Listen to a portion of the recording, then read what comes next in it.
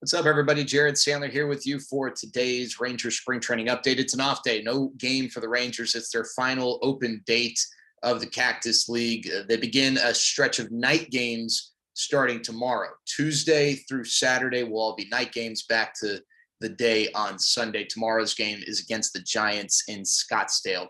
Sidebar, if you ever get a chance to come out to spring training, I recommend going to a Giants game at Scottsdale Stadium. It's one of my favorite venues. It's not one of the newest venues by any means, but it's a great atmosphere. Always a great crowd in non-COVID times, and the surrounding area, Old Town Scottsdale, really cool. A lot of cool spots there. So highly recommend it.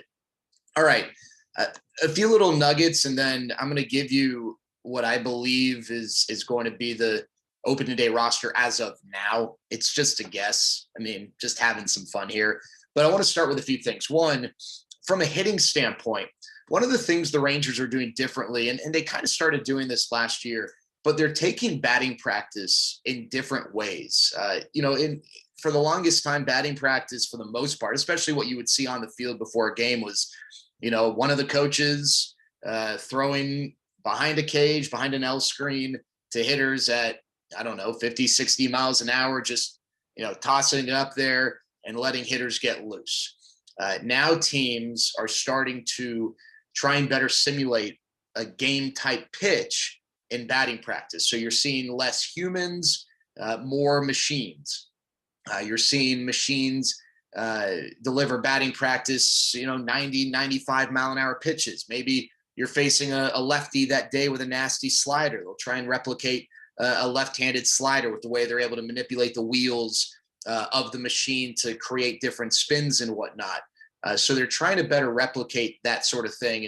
And it's extending beyond what you would just consider general batting practice to drill work, which that's always been the case. Drill work's always been, maybe more game-like in a way, beyond just your average soft toss type of stuff. But batting practice techniques for the Rangers have changed over the last year plus, and they're really kind of hammering it home this spring, seeing high velocity, working on that, working on breaking stuff. And one of the things that, they're doing is sometimes they're not even telling them what's coming, because in a game, you don't know what's coming most of the time. You might have an idea, but, so it's not like they're always stepping in there and know, hey, lefty slider, 10 cuts, lefty slider.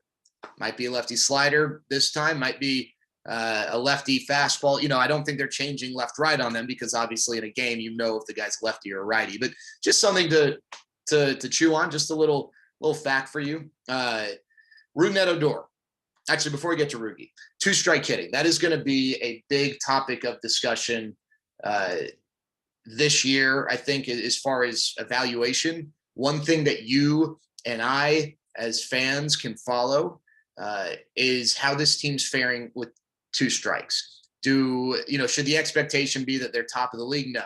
Last year, they had the second lowest batting average with two strikes and the lowest slugging percentage with two strikes. And I bring that up because, sometimes their teams low batting average, high slug, maybe they had a low batting average, middle of the pack slug. No. They were at the bottom in both. So that's been emphasized heavily. And it's not like it hadn't been emphasized before, but there's the neat thing, and no one likes to be in a rebuild. No one likes to be in ground zero of this process. But the neat thing is that you have a chance to reestablish the tenets of your team, of your organization. And Chris Woodward has taken that opportunity to really hammer home the importance of two-strike hitting. And that's something that has been emphasized heavily this spring.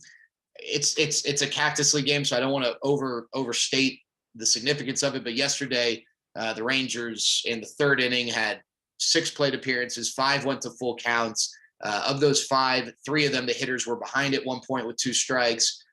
They were more competitive with 2 strikes. That's not, it's not always going to be the case. At the end of the day, no team had a batting average better than, I think, 190 with 2 strikes last year. So understand that when evaluating results. But if you want something that is tangible, that's not in the win-loss column, to evaluate from a team standpoint, or maybe an individual player standpoint, two-strike hitting is something to It's something to consider there. All right, Rougned Odor, someone who has struggled with 2 strikes, more than the average Bear. My guess, and I'm going to get into the roster in a second, my guess is Rougned Odor has earned his way onto this team and as the opening day third baseman. He has played really, really good defense at third. And I know you're not here to hear Rugi compliments, and I'm going to save you the Rugi offensive compliments because at the end of the day, you know and I know it's just got to happen in the regular season, and it's got to happen with the C word. It's got to happen with consistency. So I'm not even going to bother with that. Defense, though, is something that you can evaluate a lot easier in spring. Whereas hitters go up there and pitchers aren't pitching to a scouting report, or maybe they're working on a certain thing, or maybe a hitter's going to see more pitches than usual. They're hitters. Sometimes they'll tell you early in Cactus League play or Grapefruit League play, they're going to see until they have 2 strikes because they just want to see pitches come out of the pitcher's hand. Fielding, you don't have that. If you want to work on your backhand, you're not going to sit there at third base and say, every ground ball I get in this game, I'm going to field my backhand. You do that on the backfields. All right, drill work will allow you to work on that. Defense gives you a pretty true read, and he's played really well defensively at third. The arm strength was never a question. He's got really good arm strength. Just the comfort, the footwork, the wherewithal, the movements and whatnot. And he's looked really good there. I think he's going to be this team's opening day third baseman, but I do not think that he's going to be given. Actually, it's not even a think. I know he's not going to be given the type of rope, the leash that he's gotten in past years. And that's from the start. So he might be the opening day third baseman. He might not start the next game. And then maybe he's in the next game, and then he sits the next one, then he's in the next 2. We'll have to wait and see. But he's going to have to earn regular playing time. Just because he's the opening day third baseman doesn't mean he's going to be the everyday guy in the sense that he starts 13 out of 14 games there. Why would the Rangers do this? Well, I think it makes more sense for the Rangers to play a younger guy, someone who's not, 28 plus. And by the way, 28, 29, those are still young guys. But Rugi's 27. You got Andy Ibanez, 26, 27, another candidate. At the end of the day, this is still about the future. Brock Holt is not a guy who's going to be a part of the future. And remember, Rugi's holding that position down until Josh Young gets there. And when Josh Young gets there, kind of see who's where.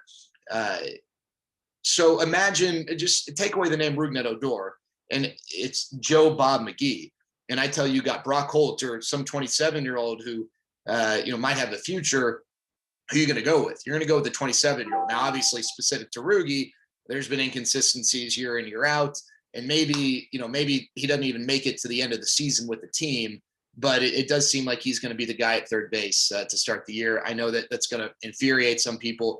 I'm just telling you what I'm seeing. So don't shoot the messenger here. All right, let's get to the roster quickly. I'm going to quickly run through who I think will start. Oh, and by the way, the reason I don't think Andy Ibanez gets the nod over Rugi is because Andy Ibanez defensively is just really poor. No sugarcoating there. I think that's a big reason why he struggled this spring, and just the MO, the reputation and the track record. Not a strong defense player, really good hitter, and that's going to come up here in a second. So I think Jose Trevino is your opening day starter. Behind the plate, Nate Lowe at first, Nick Solak at second, Rugi at third, Izzy at short. Probably no surprises there other than maybe the Izzy stuff, or excuse me, the Rugi stuff. Ronald Guzman had a nice start to the spring. I just think that Nate Lowe is going to be the guy at first. He's starting to produce a little bit better. And I don't know if the numbers that Ronald Guzman's put up are numbers representative of any sort of change other than just, having some good at-bats early in spring. David Dahl left, Leote in center. I do think Leote is this team's opening day center fielder, but instead of leading off, I think he hits ninth. Joey Gallo in right. I think there are now fair questions as to whether or not Willie Calhoun will be ready for opening day. He has yet to return from a groin thing. We got less than 2 weeks left of games, plus the 2 exhibition games in Arlington. So I think right now, maybe it's a coin flip chance he's ready. And it's not necessarily is he physically able to go on opening day. It's, has he gotten the at-bats he needs to really be ready? There's no reason to rush things with Willie.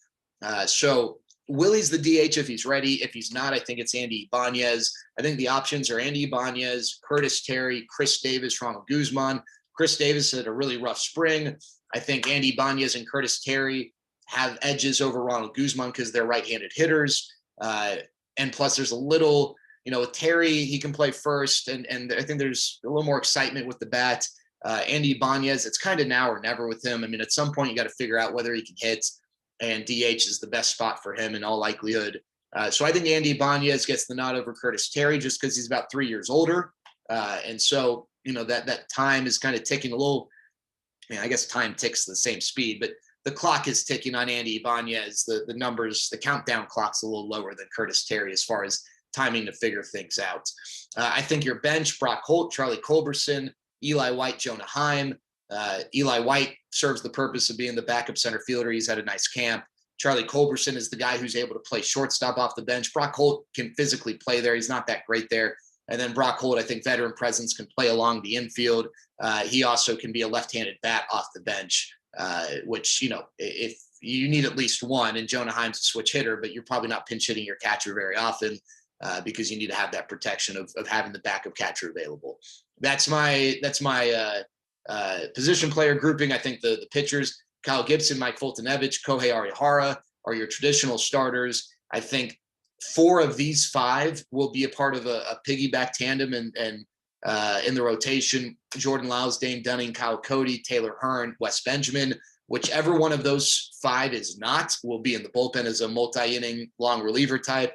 Jose Leclerc, Brett Martin, if he's healthy, will be there. Again, he hasn't come back from a back thing yet. Matt Bush, Ian Kennedy, I think will make it.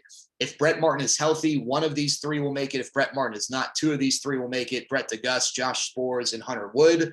I think that if it's just one, I think DeGuss might get the nod because of the Rule 5 thing. If it's 2, I think it's Wood and DeGuss. Hunter Wood's had a really nice camp. Josh Spores, I think you can control. You can still keep in the organization. If he doesn't make the open day roster, he goes to AAA or the alternate campsite or, whatever right away.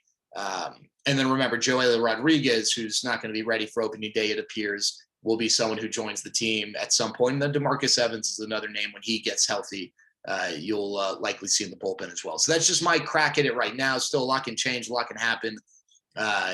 Who knows? Just throwing stuff against the wall. And these are my thoughts right now. I hope everyone's doing well. Have a great start to your week. Take care.